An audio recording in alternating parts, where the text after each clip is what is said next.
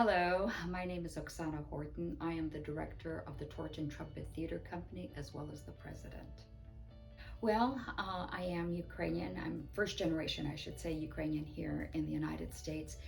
Both my parents and brother are from Ukraine. And so I was raised in a strong Ukrainian community in Cleveland, Ohio. Went to Ukrainian school as well as grade school and Ukrainian choir, Ukrainian dancing, Ukrainian church, everything was Ukrainian. And talk about being immersive, that was it. Culturally, the language in every which way. And so I've always carried that with me. And as I continued into my career, it really was not, having somebody named Oksana was not popular while I was pursuing my career in New York or Los Angeles. But I kept my name and continued on with my career. And what ended up happening is I started directing. I started in Alaska and then down in Seattle. And after 10 years of directing big pageants and productions at a very large church in Seattle, God called my husband and myself, our family, back to the East Coast. That's where my husband is from. He's from Miami. And as I got here to Florida, I was not thinking of directing, not thinking of doing anything like that. I moved into my home, and I knew that I needed to get some window treatments done. And my mother, being Ukrainian, she says only use a Ukrainian seamstress. So I went online searching for Ukrainian churches and Ukrainian organizations, and who popped up right away was Travis Johnson, the founder of this particular ministry. And I'm reading, Travis Johnson is not a Ukrainian name, but I'm reading the history there and the information there that he had gone to Ukraine, and he's got a performing arts group here in Coral Springs. And I thought, oh no, that couldn't be. That just couldn't be. There are too many pieces there. And so the Holy Spirit just impressed upon my heart, call him now. And I said, no, I'm not gonna call him.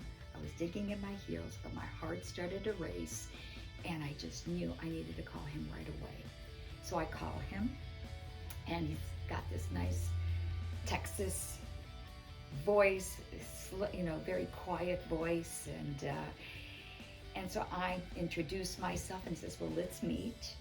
We met. I showed him my resume and the work that I had done. He says, well, come to a rehearsal. So I came to a rehearsal, and before I knew it, I was part of it. My son was with me, and they were still kind of a smaller group, and I was not expecting to do anything. The Lord really impressed upon me. My son confirmed it, that this was a group that I really needed to be a part of. And because of his connection to Ukraine, it was really uncanny that both of us would that the Lord would bring both of us together.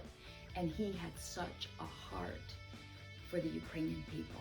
And before he passed on, I would say about a month or so, a month and a half prior to that, he sent me this image from Kiev, Ukraine, of all these worshipers worshiping, in the city. And he said, I just want to go back to Ukraine, and I love the Ukrainian people. So that's how we got connected. God connected us.